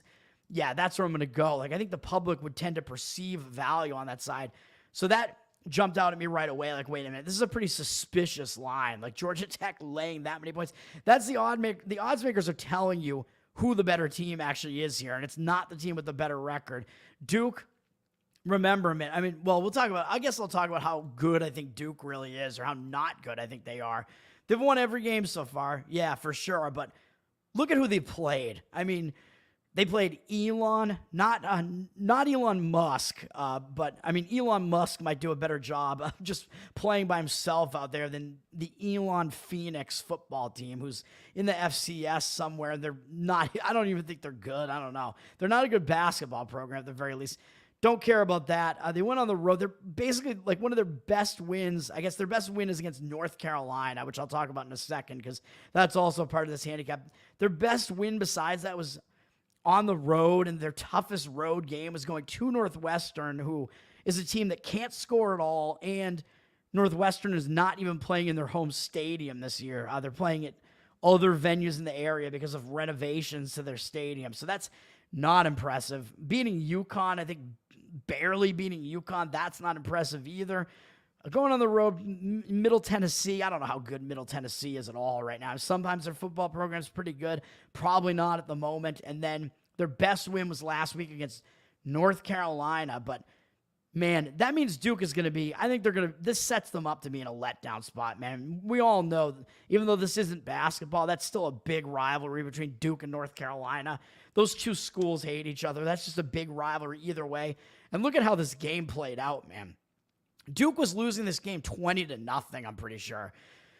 They were losing 20-0 late in the third quarter, and they made a huge comeback and had 3 straight touchdowns to win the game in the huge rivalry game. So not only did they play a tough game, a big get-up game against their biggest rival, they also made a huge comeback and had to rally late. So they had to put in a full effort to do that. And now they're coming off of that and having to play a Georgia Tech team, which, as I'll mention in a minute, didn't even play last week. Doesn't look good for Duke to me, man. And this game, yeah, as you can see, North Carolina was looking like they were going to win the game the whole time. North Carolina did actually outgain them a little bit in the game, although statistically it was close. The final score was close. So the final score in that one, not misleading really of how the game played out, although North Carolina did really have Duke on the ropes and completely lost it. But yeah, so as far as that goes, yeah, I think that puts Duke in a letdown spot. They don't really have anything coming up next, I don't think necessarily. Florida State, I mean, that would make it a sandwich spot if Florida State was anywhere near as good as we thought they were going to be. And I don't know if they'd still look ahead to Florida State at all just because it is a big name program in Florida State. I don't know. I don't know if it's going to be a look ahead or a sandwich spot, but I do think it's a letdown spot. I think the line is really indicating something in this one. It's one of those suspect, really weird lines that almost confuses you. So I do kind of like that aspect of it as well. And then on the Georgia Tech side, well, actually, first Duke, before I switch over to talking about Georgia Tech, what I was going to mention is, yeah, so as I was finishing up saying, I don't think Duke is anywhere near as good as their 5-0 record would indicate, man. I mean, they beat mostly not very good teams. It's not been an impressive schedule that they've played so far. And we're talking about a Duke team that lost their coach, Mike Elko. As I remember, he's over at Texas A&M now, so I don't know who their coach is this year, but they have new coaching this year. They have a new quarterback because Riley Leonard is over at, that's his name, right? I think Riley Leonard is over at Notre Dame. He's Notre Dame's quarterback, and he is kind of proving me wrong and playing better than I thought he would be because I didn't think he was that good. But so Duke is going with a new quarterback this year, and they're going with a new coach, and their offensive output has just been very unimpressive so far, man. You're talking about which of these teams has the better offense. I don't think it's close at all. I think Georgia Tech, now I'll switch over to talking about Georgia Tech. Georgia Tech is flying totally under the radar, man, in my opinion. They're only 3-2, but they beat Florida State. This is a game that I won. That was my first college football play of the season in week 0. I won on Georgia Tech in that one, but I mean, that was when we thought Florida State was really good, and they're not that good. So still, I don't know. I mean, Georgia Tech had to go to Ireland and beat a team that does out-talent them in some ways in Florida State and beat them as a big underdog. So still not unimpressive, really. Their worst game was this loss at Syracuse, which that game, I don't know, man. I think that game was, if I remember correctly, I think the game was just kind of a weird game the way it played out, but I don't remember. Syracuse did actually completely outgain them in the game, so I don't know. Maybe I just misremember what happened in that game, but I seem to remember it being some weird close game there, which it was. But yeah, I don't remember exactly what happened in that game, but that was their worst loss of the season. And then in their most recent game, this was the game that was really misleading. This is their strongest opponent that they face. If you think Florida State's no good, Georgia Tech went on the road and had to play at Louisville in their most recent game. This was 2 weeks ago, and this was a misleading result, man, 100%. This is a game that Georgia Tech probably should have won the game. They went on the road, and they played really well, actually, against Louisville. And Louisville was an 8.5-point favorite against Georgia Tech in this game. And Georgia Tech outgained them by almost 100 yards. They lost the turnover battle by 1. They won the time of possession and the first down. So Georgia Tech actually kind of outplayed Louisville in this game, man. It was, like I said, it was a misleading final result. The game was tied late, and then at the very end of the game, look at what happened, man. Just to make the score look ridiculous, and for Louisville to cover, this is what covered the spread for them in that game. Not last week, 2 weeks ago, but Louisville had a blocked field goal return for touchdown at the end of that game to push it to a 12-point margin. Just completely ridiculous. And that was still with 7 minutes left in the game. So, yeah, I mean, definitely a misleading result in that one. So blocked field goal for touchdown in that. And actually, Louisville also returned a fumble for a touchdown. So, I seem to remember that one turnover being really crucial for Georgia Tech. So Louisville, they really didn't do much on offense at all in this game. And Georgia Tech, I don't think their defense is actually that good. Their offense, I think, is very, very potent. But, man, I mean, Louisville scored 2 touchdowns not on offense in that game, basically. So half of their scoring was pretty much not on offense in that game. So pretty misleading result there. And now Georgia Tech is coming out of a bye after that. So they went into a bye on a bad note. As I mentioned, I think all 3 of my plays this week are on teams that are coming out of byes that they went into on a loss. So Georgia Tech went into that game on a loss, and I think, they might know that they kind of outplayed Louisville in that game, but they made mistakes in that game, man. Fumble return touchdown, block kick touchdown. I think they're going to use that bye to, change some things up there, man. And now they're a rested team coming out of a bye that should be a positive for them, where they went into it on the bad note. So I think they're going to use that bye to fix what they're doing wrong. And they're coming into this game. I think they're going to be focused on this game, man, because Duke is undefeated.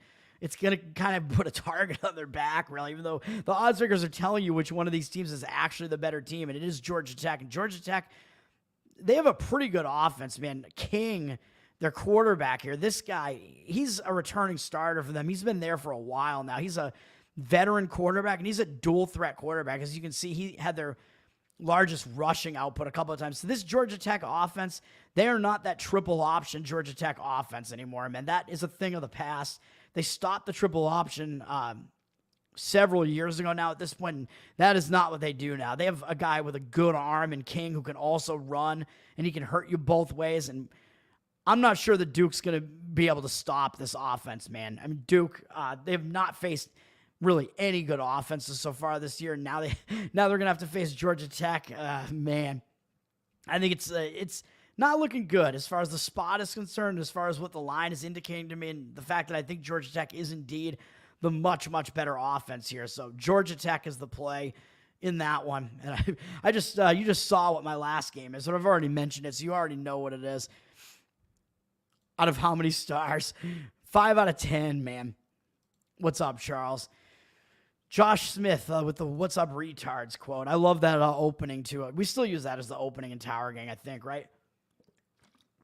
All right, down the final stretch. One more play here, which this line also that I'm about to talk about has moved a little bit. And I was going to mention real quick, Georgia Tech no longer runs the triple option. I was going to say Navy, those service academies are known for running the triple option. But Navy is doing something weird this year. They're doing something different. They brought in a new offensive coordinator there, I think, and they're running this weird modified triple option where they're actually throwing the ball way more than you ever see those service academies throw. They're throwing 30, 40 pass attempts a game, and it's getting nuts there, and it's actually working. So somehow that combination, like triple option. I forget what they call that offense there now, but that combination triple option and throwing the ball all over the place that Navy is doing. Navy has been pretty good offensively, which it's crazy to think about the fact that I didn't even realize this, but the service academies aren't allowed to use the transfer portal for whatever reason. It's like, I guess the U.S. military has banned their football teams from using the transfer portal. They can't do it. They might be banned from the NIL stuff as well, which is going to cause players to not want to play for those football teams, right? Like, it's, if a player's going in there to play football, they're not going to want to do it because of that. Although I don't know if you join the military to play football, but I mean, whatever the case may be, it's all really weird. But I was going to just point out, Navy does not really run the triple option of old Navy teams really at this point. And Navy is looking very good this year, and Army does look good as well. And they're doing like their typical triple option stuff, and Air Force is looking way worse than both of them as far as the service academies are concerned. I think Air Force has had a lot of turnover in that program there. They're trying to get used to having new guys there, and it's just bad. They're just not getting stuff done there at Air Force. It's un-American, yeah. The Marxist infiltrators, I don't know which comment you're talking about, but yeah, in general, that's true. Yeah, what's up, retards is still in the opening. All right, last play before we get out of here. California, baby, plus 11.5 is what I got it at. I think it's sitting somewhere in the same vicinity. I think it's at 10.5 right now at the very least. I think you can get 10.5s out there right now. It looks like it's slipping down towards 10. I did see some 10.5s out there right before I started the show. I wanted to check just to make sure, because unfortunately I'm giving you guys some lines that are slightly stale, but it looks like it's down from 11.5 to 10.5 with reduced juice on the Miami side. So that does mean the plus 10.5 consensus is with a little bit of juice on it, but I think I did still see straight up 10.5s at several books out there when I came in to do this. The market is indicating all over the Cal side here, man. Miami's gone down from 11.5 to 10.5. 57% of the tickets on, they're going to be public. 56% of the cash, however, is on the California side. I like the Cal side here, obviously, as I mentioned already, because that's what I'm playing here. But the market read looks like it's strongly on the side of Cal. Another thing we got going for it is that Miami's a top 10 ranked team, and they really haven't done anything wrong yet. And their offense looks really good. With Cam Ward there as their quarterback. They haven't lost a game yet. They're looking good so far. So the public's only going to come in on this Miami team, man. And they love these teams that score a ton of points. Miami's been scoring a ton of points in every game. But I mean, this slate of opponents is not really that impressive. I mean, beating Florida, we thought that was a good win. It's not looking very good anymore. Florida A&M, who cares? Ball State, who cares? Even though they are at least an FBS team, it's still one of the worst MAC teams. South Florida did actually kind of play competitively with Alabama for more than 3 quarters. Miami just completely destroyed them. But South Florida, I mean, they're an okay team. And then Virginia Tech was the best team that Miami faced so far. Pretty competitive Virginia Tech team. And I already mentioned how that game ended, man. That game was a barn burner, man. Even though you might take it one way and say, well, Miami was a huge favorite. So Virginia Tech played, really competitively as a huge underdog. So they're probably going to be in like a hangover spot coming out of that. And I already mentioned that at the top of the show. That was one of the first games I talked about tonight. Yeah, that's true. And on the other side, you might say, well, Miami was a huge favorite and they almost got upset. So isn't that going to cause them to refocus here? I don't really think so in this case, man. This is a weird situation where I think there are a lot of factors going against Miami here. And as far as them bouncing back, like them refocusing after almost losing to Virginia Tech, I'm not so sure about that because I think they might see that game as a big, like, competitive primetime game, which it really was.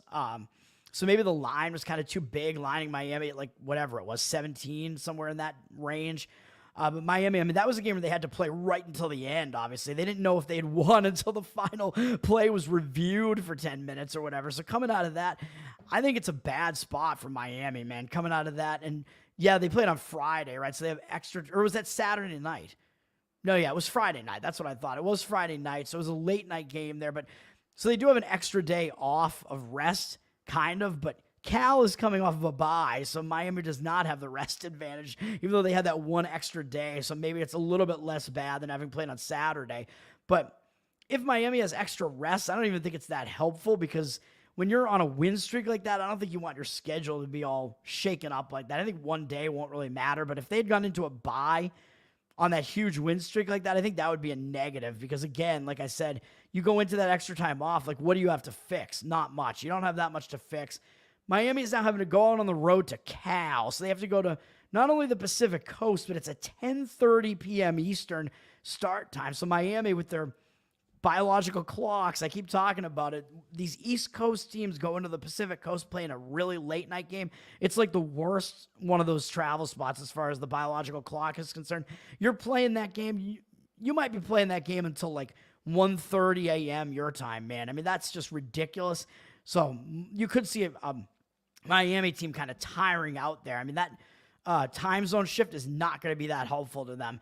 And on top of that, this is the first time that Miami is playing outside of the state of Florida this season. They've played 2 road games, but they were at the Swamp in Florida and Gainesville and at South Florida, wherever the hell they play. Somewhere in the south of Florida. I forget where exactly they play. But Miami has not played any game outside of the state of Florida. So that's going to be... It's almost like they're playing their first true road game in this case because it's such a weird travel spot. It's also a travel spot they're not used to at all because Cal is new to the ACC. So Miami is not used to doing this at all. And not only that, the last time that they played a game, I believe this is true. You can correct me if I'm wrong. I heard this statistic and I was like, really? Like, that seems crazy to me. But if you think about it, this probably is true, what I'm about to say, because you think about how college football has worked for so long.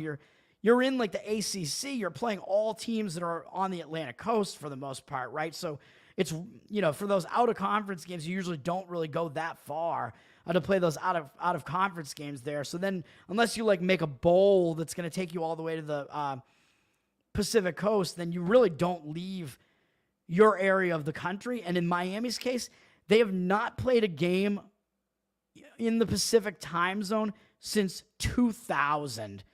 They have not played a game. This Miami program, I mean, I know, of course, you've gone through a lot of different guys between then and now, but this Miami program has not played in the Pacific time zone in 24 years, which is just insane. Like, you don't see spots like this very often, and it's because of the conference realignments now. It's setting up a spot that's this weird and this ridiculous. It's crazy.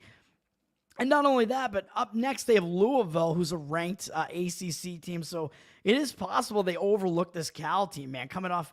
Like, they probably consider these to be like kind of more like ACC proper games, facing Virginia Tech, who's been one of their foes in the ACC for years and years. And then Louisville also has been one for a while. So they probably consider those to be bigger games just because of that, because they're like perennial ACC foes, basically, whereas Cal is this new guy. And yeah, they're not going to want like the new guy to beat them, but still, I mean, it's just such a weird spot. It's a spot where they could be potentially, I mean, this is potentially a spot where they're going to, maybe overlook Cal, even though Cal has a pretty decent looking 3-1 record. I mean, they haven't really done it against anybody very impressive, right? They beat UC Davis, whatever, an FCS team. They went on the road and beat Auburn, which is actually impressive. That was obviously their best win, was going on the road to Auburn, going to an SEC school, which is not a familiar environment for Cal to go to there. I think Auburn wasn't a bad spot in that game. If I remember correctly, I think I mentioned that I leaned to taking the points with Cal in that game. And yeah, Auburn was in a bad spot, but still an impressive win for Cal nonetheless, because a weird spot. I think the fact that it was a weird travel spot was why I didn't actually play Cal in that game. Maybe I should have. And then they beat San Diego State, which not impressive. I mean, San Diego State, they've been a really good program in the past, but right now they are not. The last couple of years, San Diego State has really been down and trying to rebuild there, so they are not good, especially offensively. But Cal still was able to at least beat them up, so they won a game that they should win. Then in their most recent game, what did they do? They had to travel back to the East Coast, which, again, it's at the very least, you can say it's a very weird travel spot. And they gave Florida State their only win of the season, man. So that's Cal's last game that they played. They went to Florida State. Again, having to go Pacific Coast back to the East Coast. Weird spot. Florida State, again, like I said, I think they're probably not quite as bad as they've looked so far this season. Not an easy spot for Cal. And Cal completely outgained them in this game, though, man. They outgained Florida State by whatever, almost 130 yards, out first down them, did not outpossess them, but it was close. But so that's kind of a misleading score there, man. Misleading final score there. I don't know how, with that amount of offense, Cal did not score more points in that game. They were winning that game into the fourth quarter when Ukulele actually threw a touchdown pass. When does that ever happen? I don't know. But man, Cal with that much yardage, I don't know how you get over 400 yards of offense and only score 9 points. So that final score, kind of misleading there. And then after that, I was gonna go back to that because I wanted to see Cal's schedule there. And then on top of that, that's how Cal went into a bye. As I said, all 3 teams I'm playing against are coming out of byes, and they went into the bye on a loss. And that was Cal's first loss. So if they're playing again right after that, I would think, maybe they're a little bit shaken up.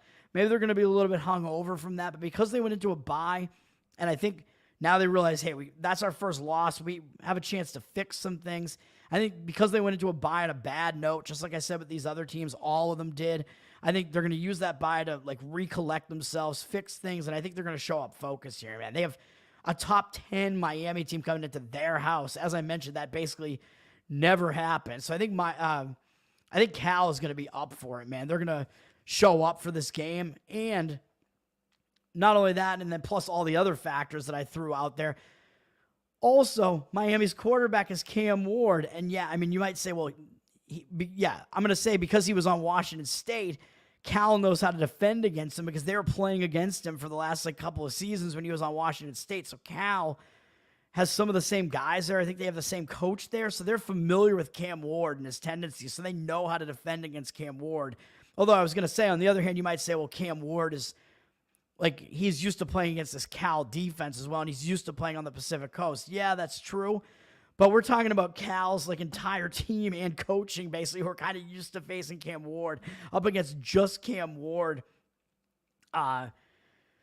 being familiar with Cal. So entire team versus just the quarterback on the other side. So I think the advantage in that case actually goes to the Cal side of things, to the Cal defense, because they know how to defend against Cam Ward. Know how to defend against him. So that's it, man. I mean, those are the plays. I don't know if there was any other game I was going to talk about before I get out of here. Actually, I'll throw a bonus synopsis here. Why not? This video's going an hour 45 minutes once I talk about this. Why not? One other game, I was looking at maybe playing the Texas Tech side in this one, but I'm not going to do it. But that was one of the ones that kind of jumped out at me, this really late 11 p.m. game at Arizona. I don't even know if they're in the Pacific time zone or if they're in their own time zone. Arizona's up from 6 to 6.5, 73% of the tickets. So they are public, 93% of the cash on Arizona, though. So the line is moving up on them, and it does look like there is some cash coming in on the Arizona side. But on the other hand, it almost looks too easy to take Arizona because they're a ranked team. I forget what they're – or no, they're not ranked anymore. I thought they were ranked. They got knocked out of the rankings, I guess, when they lost to K-State maybe. I thought they were a ranked team, but – still, I think it almost looks too easy to take Arizona at under a touchdown to some extent there, which is why the public is going to be coming in on them. But Arizona, they're 3-1. They've looked pretty good so far, but, they beat 2 basically cupcakes. New Mexico, one of the worst FBS teams, I think, in Northern Arizona, an FCS team. And then they just got their doors blown off by Kansas State. Kansas State's a pretty good team, though. That was not really a good situation for Arizona either, having to go on the road to start Big 12 play, I guess, unfamiliar territory there. And then they bounced back last week and they went into Utah. Not an easy spot, really. A second straight road game, and they upset Utah's. I don't even know how big of an underdog they were in this game. They upset them as 7.5. I thought it was 8.5. They upset them as 7.5-point underdogs, somewhere in that ballpark at least. So they're coming off an upset now. They do have a ranked BYU team up next on the road. BYU has risen from out of nowhere now into the rankings. So this could kind of look like a sandwich spot for Arizona, but the market read to me just looks a little bit strange. And I have heard some professionals say that they like the Arizona side. Actually, I was looking at some what some of the professionals like. I can kind of get some like consensus numbers sometimes on what they actually like by just listening to a bunch of them. And actually, I see a lot of them wanting to play Arizona. And this one, I don't really understand why, because to me, it looks like kind of a sandwich spot. And at the very least, they played a really good game against a physical Utah team last week. So it doesn't look like a good spot for me. I mean, to me, it does not look like a good spot for Arizona here, but I guess we will see. And actually, Texas Tech has the better record. I thought they had a worse record. I thought they had 2 losses. They do not. But Texas Tech on the other side, yeah, they're 4-1. They're putting up some pretty good offensive numbers. Their offense certainly can score. And the one loss that they have is actually misleading against Washington State. They actually outgained Washington State by whatever, like 80-something yards there. They had 4 turnovers in the game, -3 in turnovers. So that was a bit of a misleading result there. So Texas Tech, I don't think is that bad, except their defense is definitely bad. Their defense cannot stop anybody. So I don't know. They're coming off kind of a barn burner game against Cincinnati, but I don't know if that's really going to cause like a hangover coming into a game against Arizona coming up. The travel spot is a little bit weird, having to go out into Arizona, which I think because Arizona's new to the Big 12, that's just a little bit of a weird situation. They're having to go to a venue that they're not familiar with going to. So those couple of things kind of keep me off of it, but it does look like a sandwich-ish kind of spot that Arizona's in. You're not going to find me laying the points with Arizona when they're in a spot like that and they're public like that. So a little bit of a bonus analysis there for you. Those plays one more time. Southern Miss +17. We're going to almost 2 in the morning, East Coast time, baby. Southern Miss +17. Georgia Tech -8.5, which I think you have to lay 9.5. Now, hopefully you can still get it under 10 if you agree with me and like that side. Cal +11.5, which I think is at 10.5 now, but that's even less of a difference, I think. Well, I don't know. 11, I mean, 8 points plus field goal. I don't know. 11's not really key. If you get it at 10.5 or better, I think you're good on the Cal side there. So those 3 plays. Arizona's in Mountain Time. I don't even know, man. Yeah, the bonus. Swamp ass. You're sticking to Indiana. I don't know about that, man. I mean, Northwestern's been a really, really ugly looking team recently. I skipped over that game. I didn't think it was that great of a game to analyze, but I think Indiana, I mean, they're probably a pretty public team, and Northwestern's just been a really, really ugly looking team. So I don't think there's really going to be any value to be had on that Indiana team. It's been looking really good recently and playing really well, but Northwestern's offense really sucks. So it's not one that I want to get involved in either way. So Nate, good luck to you, sir, on that one. Good luck to everybody and all of the bets that you might be playing, unless you're on a reservation. Yeah, Arizona, University of Arizona does not play in Navajo time, I don't believe. All right, man. But yeah, good luck to everybody with all of the bets that you may or may not be placing, wherever you may be doing that this week. Let's have a good Saturday, man. I want a winning Saturday. Last week was 2-2, which is a slight loss. And with Auburn, I mean, that was a bad beat. That should have been a winning Saturday. I think I'm up overall in college football slightly so far by like 1 or 2 bets. So, Nate, thank you as well. Thanks to everybody for hanging out in the chat, guys. It's been fun. I am Tower Gang Toad on Twitter. Give me a follow. You guys probably all already follow me. Follow the Tower Gang Podcast, the most hilarious offensive comedy podcast that is out there, man. Every Wednesday nights, 9-11 p.m. You can find us wherever. Just look for Tower Gang. You'll find us. And go to the Patreon, patreon.com/Tower Gang. Throw us some support. We'll really appreciate it. And you get live pre-shows, live post-shows. You can watch them after the fact as well. Bonus content all over the place. And a Telegram to hang out with us in, which I keep saying every week I got to get back in that Telegram and actually post these videos in the Telegram, which, yeah, I do have to do that. I should be getting around to doing that. Maybe I'll do it, but man, it's late tonight, man. It's a late night. But I do stay up late on the weekends. But I got to get up in the morning and look at the baseball. So I'll be back tomorrow morning as usual because I got to look at the day's card, which I probably won't be talking about college football much at all because I talked about so many of the games tonight. I don't think I have anything left really to say about college football, but I'm going to be talking about playoff baseball, which starts tomorrow. Hockey starts, doesn't start tomorrow, does it? I better pay attention. I'm going to have to start looking at that. Hockey, I think it starts on October 7th, I believe, but I'll have to confirm that. First day in hockey, I usually don't have any plays anyway. Oh, it's today? All right. Well, I got more work to do. Usually the first day I don't have any plays, though, so it's not a whole. Oh, it was today, so I already missed the first day of hockey? What am I doing, man? All right. I got to pay attention to hockey. Man, I thought it was still preseason. Sabres, Devils. All right. I gotta start paying attention, man. I thought it was still preseason hockey. All right. I'll definitely start paying attention to hockey. But again, I usually don't have any plays for about the first week or so in hockey.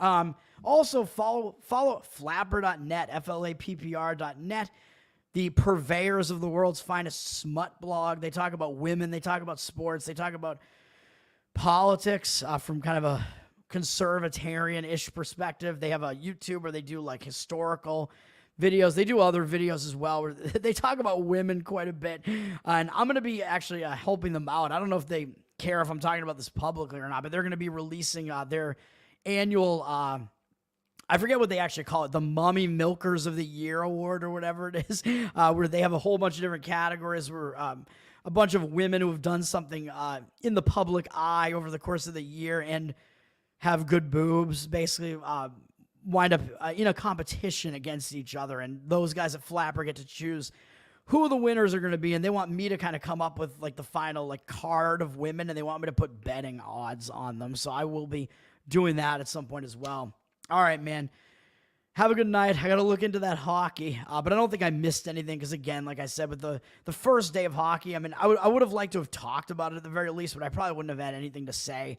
I don't have much to do with the first few games that teams play in hockey. So same goes for the NBA as well. But unless there's a really odd situation that comes up in the first couple of days, that's going to do it for me, man. Top's mom, Mama Heavies. I totally have forgotten about her, man. I don't know if she's going to be in the running or not. The Devils rolls. All right. I mean, I don't know. I don't even know what the situation would have been if there was any situational angle to have on that one. But anyway, have a good night, guys. Peace out, and I'll be back tomorrow morning. Definitely talking about playoff baseball. We'll see if I have any plays in the playoffs. I hate when I get rid of my screen share and it becomes darker in my room. Maybe because my TV is slipping out. I got to rearrange my room or something. It goes out of focus and stuff. All right, peace out, guys. We gotta get some sleep. I'm gonna have some coffee and then eventually I'm gonna sleep.